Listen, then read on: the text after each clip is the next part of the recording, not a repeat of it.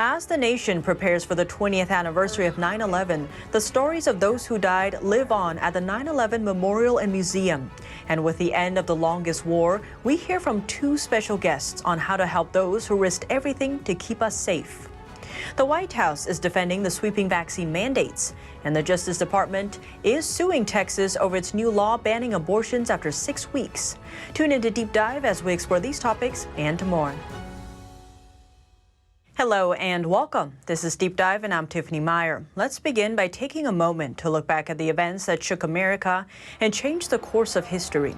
September 11th, 2001, the nation stunned by shocking acts of terror. We've had a national tragedy. The Twin Towers, a symbol of American success, reduced to rubble. You have a second plane into the other tower. 34 minutes later, the Pentagon pierced and in flames.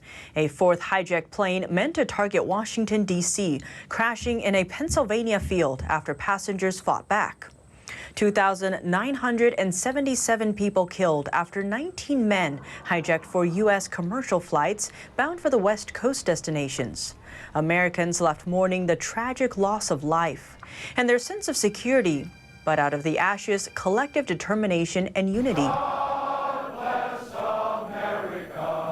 A new building taller than its predecessors. At 1,776 feet, the Freedom Tower, a reminder of the enduring promise and resilience of a nation. It's 20 years later, but we still feel it so intensely.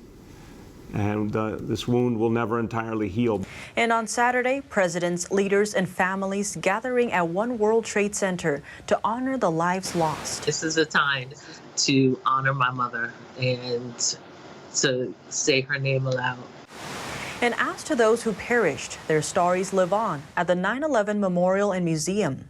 The growing inventory at the museum is a reminder of the colossal loss of human life that day. Over the years, the museum has collected some 22,000 personal artifacts to help tell the stories of those who died and those fortunate enough to survive. Having those important little pieces of truth, those palpable pieces of truth, those bridges to allow people to get engaged in the story is why we do what we do, and we'll continue to do what we do. Nancy Yambin says anniversaries of 9/11 have little meaning to her.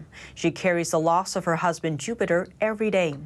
She says her late husband will be remembered for his charming personality and love of his job. Yambin died while working on the 107th floor of the North Tower. Jupiter was a banquet manager at Windows on the World. He was there for a morning meeting of a company, setting up the meeting, and the people from the meeting were actually there at that time. Yambin donated 2 simple items to commemorate his career: a corkscrew set he received as a gift and a pair of his business cards. So Jupiter was just a lover of life. He put his whole heart into what he did. He put his whole heart into his relationships. Just a small part of the museum's collection of artifacts is ever on display because there are just too many to show at any one time. When not on display, the artifacts are stored in warehouses. Row after row of shelves are stacked with boxes filled with reminders of the loved ones taken from us on September 11th, 2001. After the attacks, there was a massive rise in enlistment. But now that the longest war has ended and the troops have returned home, what about those who risked everything to keep us safe? We hear from 2 special guests on what we can do. But first, some updates. After the first flight out of Kabul yesterday, another is set to leave today. The State Department says the United States invited more than 30 U.S. citizens and permanent residents. Now, not all of them ultimately chose to depart Afghanistan today. In our engagement with them, they offered a number of different reasons, those who chose not to take part in this flight. The Qatar Airways flight to Doha was the first big departure since U.S. forces left over a week ago. The State Department says 10 U.S. citizens and 11 green card holders made the flight. We will continue, and the international community will continue to hold the Taliban to account for its public and private commitment that those with valid travel documents who wish to leave the country will be able to do so. And as the anniversary of 9/11 nears, Attorney General Merrick Garland says the Justice Department will do all it can to protect Americans against terrorism. Nothing we can do or say can replace the loss so many endured that day. But what we can do, and what we have done, is learn from the past to better anticipate and prepare for the next threat and to seek to disrupt it. He says they'll do it in a way that's consistent with America's values and rule of law. And as to the 13 U.S. service members who died in the Kabul airport attack, all have been awarded the Purple Heart. The medals are awarded to those wounded or killed in combat.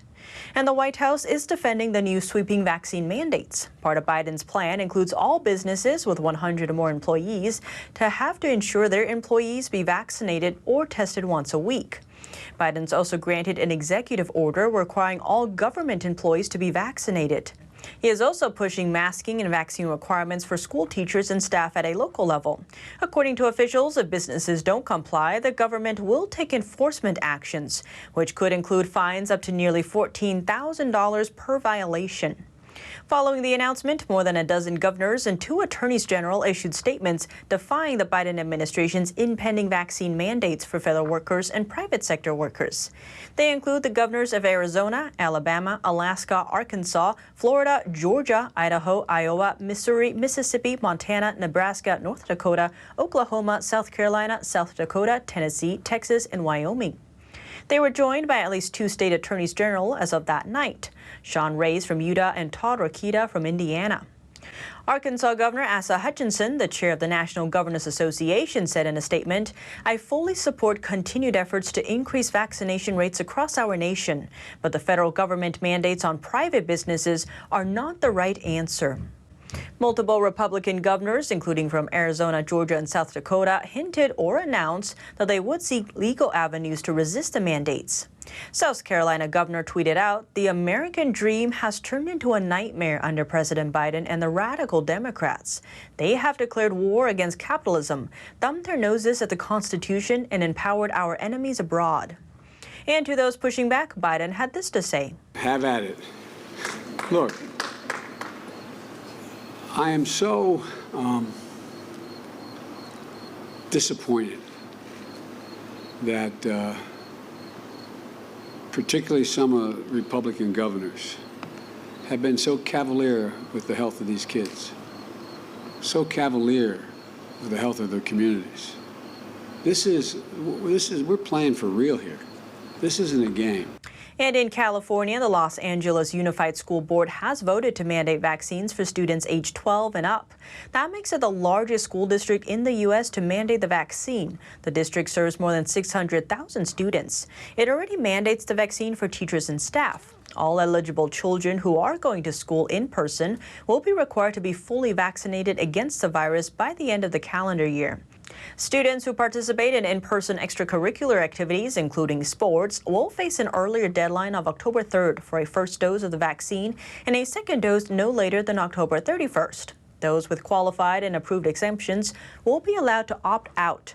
Though the board did not specify the conditions, students who decline the vaccine and have no exemptions can participate in an independent study program. While some parents spoke in favor of the mandate, others angrily denounced the proposal. And the Justice Department is suing Texas over the state's new abortion law. Attorney General Merrick Garland announced on Thursday that the Justice Department has filed a federal lawsuit against the state of Texas. The Department of Justice has a duty to defend the Constitution of the United States and to uphold the rule of law. Today, we fulfill that duty by filing the lawsuit I have just described. Garland alleges that the Texas law violates the Constitution, and he calls it a scheme. The Texas law is different from abortion laws in other states. It leaves enforcement to private citizens through civil lawsuits instead of criminal prosecutors. Because the statute makes it too risky for an abortion clinic to stay open, abortion providers have ceased providing services. The Attorney General also has a warning to other states that may want to follow in Texas's footsteps. So if another state uses the same kind of provisions to deprive its citizens of their constitutional rights, and in particular to deprive their citizens of the ability to seek immediate review, we will bring the same kind of lawsuit. Earlier this week, Garland vowed his department would step in to enforce a federal law known as the Freedom of Access to Clinic Entrances Act. It normally prohibits people from physically obstructing access to abortion clinics by blocking entrances or intimidating others. And now, ahead of the 20th anniversary of 9/11, what are some ways to honor those who served? We sat down with Hetu, Director of Development at the SEALs Legacy Foundation, to hear what he has to say.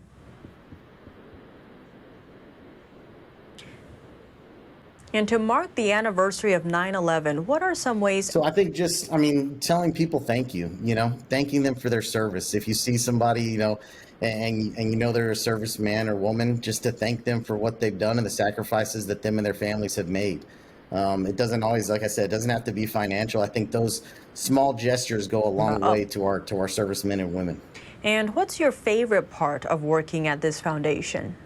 One of the neat things about tomorrow, and it's very a solemn day and everything, as we all know, but what's amazing is you'll see the news stories from just people going out and doing stuff, not even from military, but just first responders. And so it could be them going out and bringing donuts to the local police station and things like that. But it's always incredible to see the impact that, what was one of our worst days, if we've turned into one of our biggest giving days in the country. And I think that's always an incredible thing. And watching the news tomorrow night after we get done with our event, I'm sure I'm going to see quite a few stories about the good that was done and the good that's come out of this, horrendous act. And to mark the anniversary of 9/11, what are some ways average Americans, say civilians, can honor the troops who have served?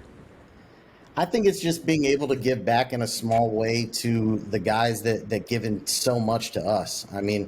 To be able to change, help them just a little bit in a small way. I think it means the world to me personally. And Brett Kingston, a big donor of the U.S. Navy SEAL Legacy Foundation and a real estate developer, is set to receive the Patriot Award for his work soon.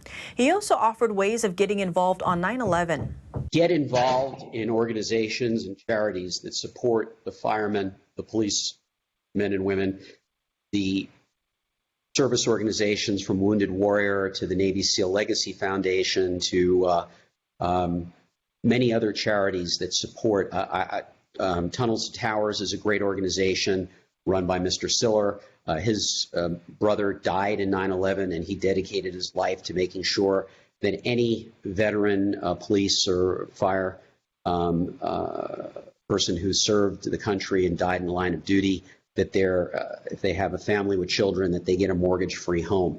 I think it's spectacular what they're doing, spectacular what the Navy SEAL Legacy Foundation's doing. Wounded SEALs or SEALs who die, they make sure the kids go through college, they make sure the roof's kept over their head. It's the very least that we owe those people. And to basically commemorate all the lives lost of Americans in 9/11, and quite frankly, for all the conflicts that they've been engaged in, really, the way to give back, the way to help is get involved in those charities. And if you don't have the financial resources to contribute, then at least spend your time and effort. Join their organizations, get on the phone, help them with, mailing out the donation requests. There's a lot that could be done. And I think that's the best way to honor the people we've lost. But what do you think? Let me know below. Thanks for tuning in a deep dive. I'm Tiffany Meier, and see you soon.